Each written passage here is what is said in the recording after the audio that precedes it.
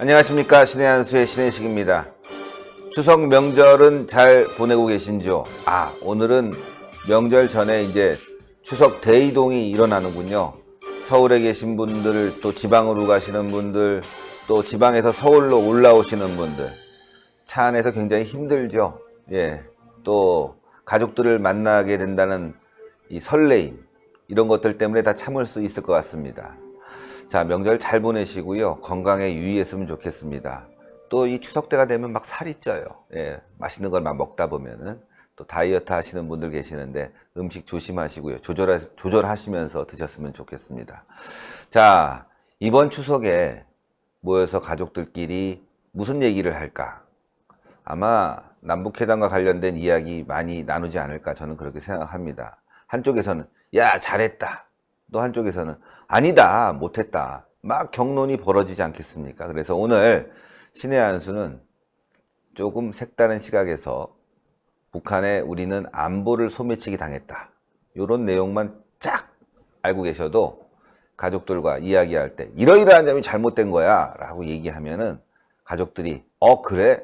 문재인이 그렇게 잘못했구나 금방 알 수 있는 거죠. 그래서 그런 이야기를 좀 해보겠습니다. 자, 소매치기 하는 리설주? 에이, 리설주가 소매치기를 했겠습니까? 요즘 하도 말이죠. 유튜브 방송들 뭐 가짜뉴스 한다고 하도 난리쳐서 또 이렇게 저희가 이야기를 하면 이거 봐라 하면서 또 종편과 언론들이 또 시비를 걸지도 모르겠습니다. 저희는 이런 장면을 보게 되면 얼굴만 가리면 이거 소매치기 하는 거 아니겠습니까? 그런 거죠. 그렇게 해석을 할 수 있는 겁니다. 자, 그 민낯을 한번 보겠다 이겁니다. 소매치기 하는 리설주, 지갑을 빼고 있군요. 그런데 이거는 픽션입니다. 진짜가 아니고 대한민국 안보, 경제, 또 대한민국의 정체성이 소매치기 당했다. 오늘 그 이야기를 하고 싶습니다. 자, 평양회담은 대한민국이 소매치기 당한 것이다. 자, 그러면 무엇이 소매치기 당했는지 한번 알아보죠. 자, 먼저 안보를 소매치기 당했다. 우린 주요한 이슈 중에서 안보를 완전히 소매치기 당했습니다.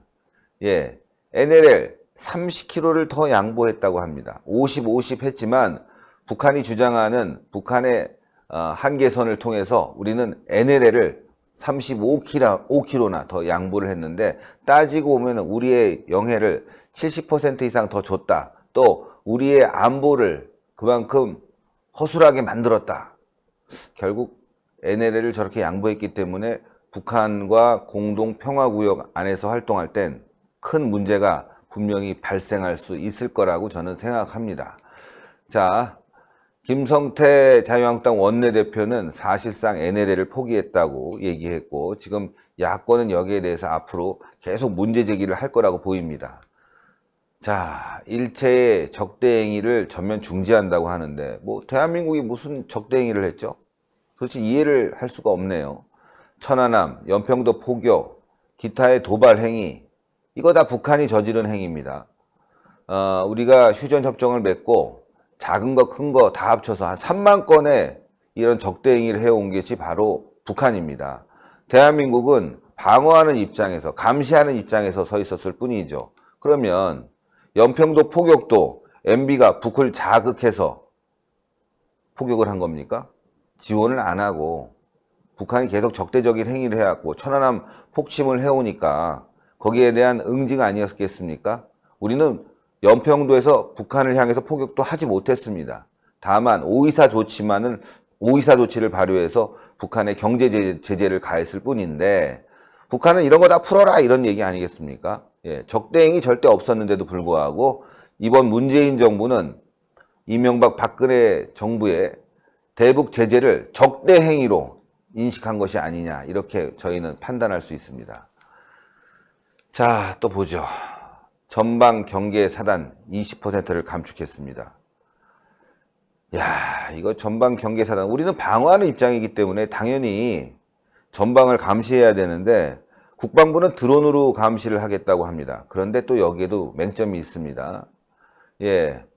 군사 합의서에는 무인 비행 금지 구간을 서부 지역은 10km 이내로 제한한다고 합니다. 그래서 드론으로 10km 가봐야 감시가 안 되는 겁니다, 사실은. 예. 드론 감시도 문제가 있다는 건데 더 큰 문제가 있습니다, 여러분들. 합의 내용이 아주 개판 5분 전입니다. 서부 지역 20km 비행 금지 구역을 만들었습니다. 여긴 드론도 포함되겠죠. 그러니까 감시하지 말란 얘기랑 똑같은 겁니다.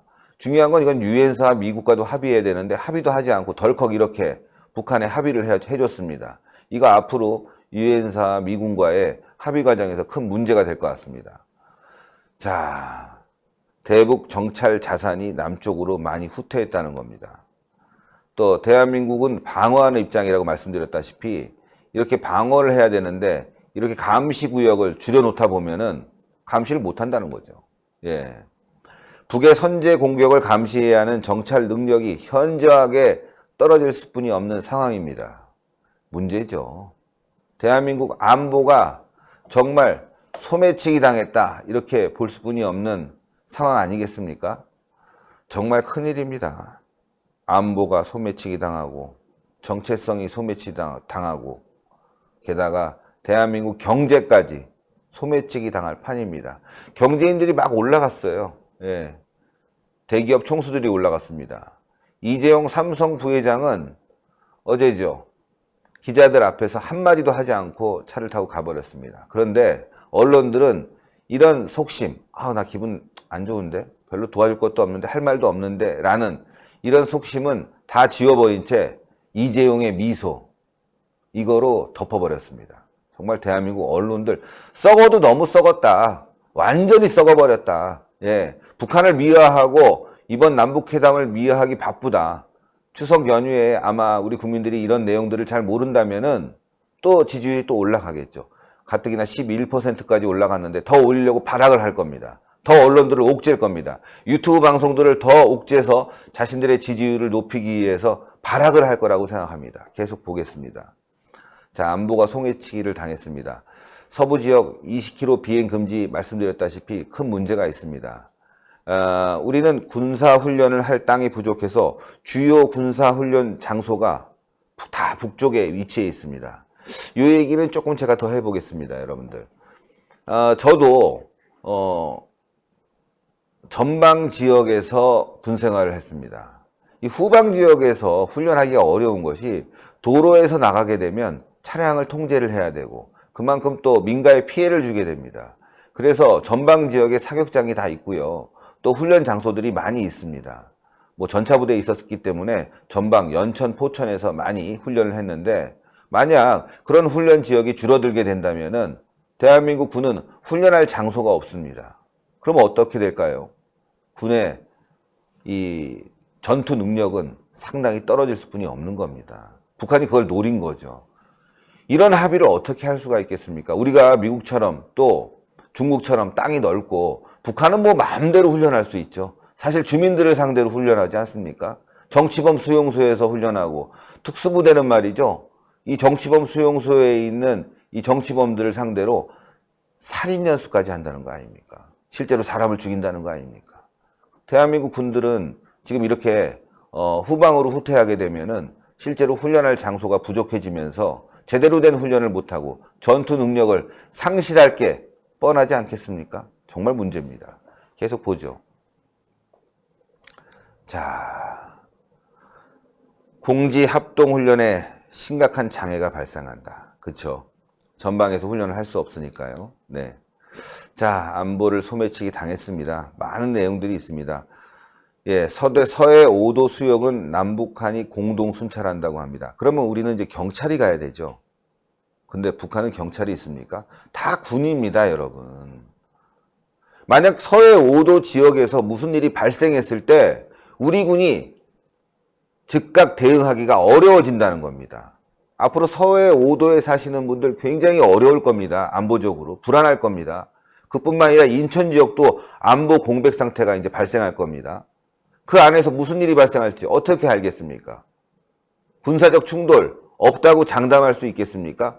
북한이란 이 집단이 약속을 아까도 말씀드렸다시피 거의 정전협정, 휴전협정이 있은 후에 무려 3만 번의 휴전협정을 어긴 그런 집단입니다. 계속 보겠습니다. 연평도에서 자주포 훈련을 금지한다고 합니다. 사실 북한이 자주포가 있긴 합니다. 대공포가 있는데 이게 굉장히 낡았어요. 그런데 우리는 죄다 최신형으로 바꿔놨는데 훈련을 금지하고 또 훈련을 하지 않는다면 결국 우리의 국방력은 후퇴될 수뿐이 없는 상황 아니겠습니까? 정말 한심한 일들을 지금 합의해 준 겁니다. 자, 문재인은 한국의 방어 능력을 크게 약화시켰다. 이게 결론입니다, 여러분들. 국격을 또 소매치기 당했습니다. 아시겠지만 대한민국 국격이 땅바닥에 떨어졌습니다. 태극기가 보이지 않습니다. 태극기가. 한반도기를 달고 갔죠. 그 위에 태극기를 달았습니다. 북한 주민들이 한반도기를 흔들면서 또 인공기도 흔들었습니다. 사열을 하는데 뒤에 인공기만 있었습니다. 무엇을 의미하겠습니까? 대한민국은 없어진 겁니다. 국격이 떨어진 정도가 아니라 아예 없어져 버렸습니다. 예. 사라진 태극기, 인공기가 막 흔들립니다. 지난 두 번의 정상회담, 과거 노무현, 김대중 정부의 정상회담에서는 그래도 북한이 인공기는 흔들지 않았는데 이번엔 마구잡이로 흔듭니다. 그만큼 문재인이 만만하다는 거 아니겠습니까? 상호주의 원칙을 완전히 무시하고 자신들의 입장만, 자신들의 체제만 선전했던 이번 남북회담은 완전히 반역질입니다, 여러분들. 반역질. 이런 반역질은 다시는 일어나서는 안 되고 우리가 막아야 되겠습니다. 대한민국에서 우리가 북한을 인정하겠다. 헌법을 위반하는 겁니다. 대한민국은 헌법에 북한을 부속도서로 놓고 있는 헌법 제3조를 가지고 있습니다. 이걸 어긴 거죠. 대통령이 완전히 어겨버린 겁니다. 국격 소매치기라는 게 여러 가지입니다. 예, 문재인의 친북적 발언이 논란이 되고 있는데 한번 보겠습니다. 어려운 시절에도 민족의 자존심을 지킨 불굴의 용기를 봤다. 90년대 당시 북한의 고난의 행군을 얘기하는 것 같습니다. 민족 자주를 얘기하면서 북한이 고난의 행군을 거치면서 한 일, 뭐냐? 바로 핵을 개발했습니다, 여러분들. 핵 개발이죠. 그런데 그걸 어려운 시기 자존심을 지켰다? 게다가 반미했습니다. 자신들이 이런 어려운 시기를 거치는 것을 미국의 대북 제재 때문이다라고 얘기했는데 문재인은 이런 발언을 갖고 민족의 자존심을 지켰다고 얘기했습니다. 반미하면서 북한의 편을 들었고 또 하나는 북핵을 옹호한 거나 다름이 없는 정말 친북적이고 반역적인 발언이다.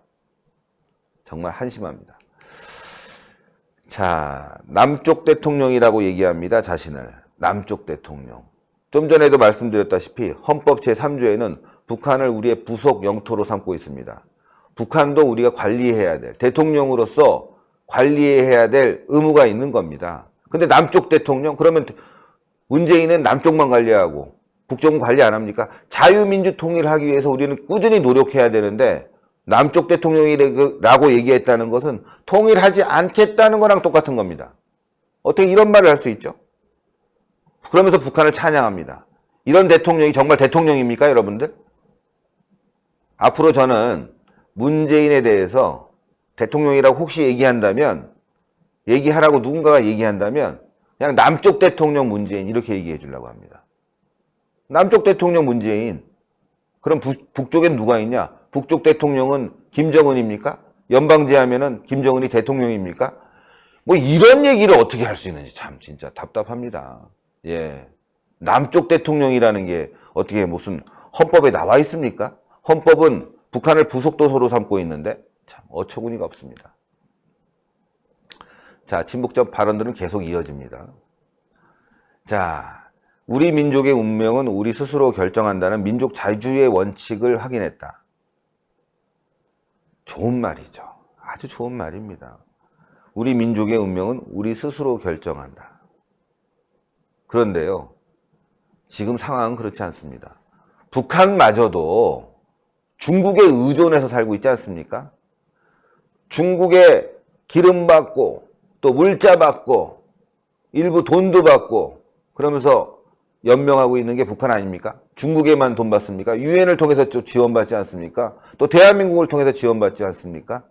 미국에도 도움을 받은 적이 있습니다. 그런데 어떻게 우리 운명의, 우리 민족의 운명은 우리가 결정한다. 예? 이거는 그럴싸해 보이지만 사실상 현실에는 전혀 다른 얘기고, 또 이 얘기의 핵심은 뭐냐? 바로 주한미군 철수입니다. 미군이 나가야 된다는 얘기죠. 이건 북한이 주장한 얘기랑 똑같은 겁니다. 우리 민족의 운명은 우리 스스로 결정한다. 즉 미군 나가라. 미군이 있어서 우리가 우리의 운명을 결정할 수 없다. 미군 철수 발언을 한 겁니다, 여러분들. 정말 어처구니 없는 거죠. 진짜 나쁜 사람입니다. 평양의 놀라운 발전상을 봤다. 이 얘기는 조금 정말 답답합니다, 여러분들. 평양의 놀라운 발전상. 여러분들, 평양은요, 한마디로 쇼윈도우 도시입니다. 건물이 허술합니다. 태풍, 또 홍수에 무너진 적도 있습니다. 또 이 수도시설이 잘 돼 있지 않아서 겨울에는 대소변을 밖에다 버린다고 합니다. 얼어버리니까 집안에서 화장실에다가 용변을 봐도 내려가지 못하는 그런 아주 취약한 구조를 갖고 있기 때문에 겨울에는 창가로 용변을 버린다고 합니다. 어니까 대충 주워서 버리라 이거죠. 그만큼 아주 후진적인 행태를 갖고 있습니다. 또 전기가 부족해서 밤에는 불을 켤 수 없고 차량도 기름이 부족해서 다닐 수 없는 경우가 많다고 합니다. 그런데 놀라운 발전상 쇼윈도우 도시를 보고 북한의 이런 어려움들은 바로 김일성, 김정일, 김정은 3대 세습 독재 체제와 함께 핵개발 때문이었습니다. 그 고난의 행군 시기에 한 일이 바로 핵개발이었고 당시에 300만 명의 아사자가 생겼습니다. 북한 주민 300만 명이 굶어 죽었다는 거죠. 그런데 그 당시에 북한은 무슨 일을 했는지 말씀드렸다시피 핵을 개발하면서 핵 과학자들에게는 풍족한 물자를 대줬습니다. 우대해줬습니다. 주민들이 굶어 죽어도 계속 핵은 개발했던 거죠. 그런데 평양의 놀라운 발전? 참 어이가 없네요. 예. 계속 친북적 발언이 나옵니다. 예, 김정은 북한 국무위원장과 나는 북과 남 8천만 결의 손을 굳게 잡고 새로운 조국을 만들어 나갈 것입니다. 그 새로운 조국이 뭐죠 도대체? 헌법에 있는 대로 자유민주 통일하면 그만 아닙니까? 대한민국이 바로 조국입니다. 문재인의 조국은 대한민국 아닙니까? 새로운 조국을 뭘 만들겠다는 거죠? 연방제하자는 건가요? 적화통일하자는 건가요? 정말 어이가 없습니다. 문재인의 이번 방북은 대한민국 국격을 떨어뜨릴 뿐만이 아니라 대한민국을 팔아먹었습니다. 완전히. 새로운 조국? 아니 무슨 새로운 조국입니까? 대한민국은 얼마나 위대하고 발전적입니까? 그 가난에서 세계 10대 무역 대국 강국으로 들었고 삼성, LG 등 세계에 내놔도 떳떳한 기업들이 있는 이 대한민국. 스포츠도 강국이죠. 그런데 무슨 새로운 조국을 만들겠다는 겁니까? 문재인 씨는. 남쪽 대통령 문재인 씨, 그 새로운 조국에 대해서 한번 답 좀 해주십시오. 김정일, 김정은 체제로 이어지는 이 3대 세습 독재 체제를 그대로 놔두고 새로운 조국을 만들겠다? 참나 진짜 아이고 한심합니다. 자, 경제를 소매치기 당했습니다. 동서 해안에 철도 및 도로를 연결한다고 합니다. 연결하면은 누가 다닙니까? 북한 주민들이 마음대로 다닐 수 있을까요? 거주 이전에 자유가 없습니다. 북한 주민들은. 간부들만 왔다 갔다 하는 겁니다. 고위 간부들만. 그러면 이 철도 및 도로는 뭐가 다닐 것이냐? 바로 물자 다니는 거예요. 우리가 돈 주면 돈 가는 거고, 기름 주면 기름 가는 거고, 그런 거 연결하는 거 아닙니까? 이런 거 연결하기 전에 북한의 거주 이전의 자유부터 해결해라. 북한 주민들의 인권을 개선해라. 이런 얘기를 해야 되는 거 아닙니까? 아무런 가치도 없고 쓸데없는, 그저 퍼주기만 해야 될 뿐이 없는. 또 하나는 러시아를 통해서 가스가 들어오려고 하는 것을 지금 사전에 작업을 하는 거 아닙니까? 러시아 가스관 공사를 하기 위해선 도로가 연결돼야 되니까 그러니까 물밑 작업들을 해놓는 겁니다. 러시아에서 가스관이 들어오면 그 가스관 어떻게 되겠습니까? 북한에 돈 줘야 되는 거예요, 이거. 미국과 큰 문제가 생길 겁니다. 미국 지금 셰일가스가 지금 개발이 돼서 과거엔 있다는 건 알았지만 이걸 캐내는 기술이 없었지만 지금 미국이 셰일가스를 캐내는 기술을 만들어내서 이제 미국은 에너지에 대한 부족이 없는 나라입니다. 오히려 팔아야 됩니다. 그 셰일가스 대한민국이 수입하면 미국과의 무역 불균형을 맞출 수 있는데 러시아에서 그것도 북한을 통해서 들어오면서 북한에 돈을 주겠다? 이건 동맹국으로서 할 일이 아닌 겁니다. 만약 이런 얘기가 실제로 실행된다면 주한미군은 진짜 철수하고 대한민국은 어떻게 될지 모릅니다. 주한미군 철수? 그건 바로 대한민국 자본이 철수하는 겁니다. 대한민국 망한다는 거죠. 자, 아유, 추석 연휴인데 나와서 이렇게 또 여러분들과 또 이렇게 이야기하다 보니까 계속 시간이 가는데요. 네. 자, 개성공단, 금강산 관광 정상화. 아, 박광자 씨. 아, 참 안타깝게 됐습니다. 사과 한마디 받지 못하고 이렇게 정상화 시킵니까? 금강산 관광한 박광자 씨가 무슨 간첩이었습니까? 적대행위 됐습니까? 아니면 뭐 군인에게 해코지 됐습니까? 그냥 일방적으로 살해당했습니다. 개성공단. 왜 중단됐을까요? 바로 북한의 핵 개발입니다. 핵실험 계속하고 있고 그 돈은 어디서 나오냐? 바로 개성공단에서 나왔기 때문 아닙니까? 핵 포기도 안 했고 금강산 관광과 관련된 박광자 씨의 사과도 한마디 없었는데 우리가 일방적으로 다시 제기한다? 이건 말도 안 되는 겁니다.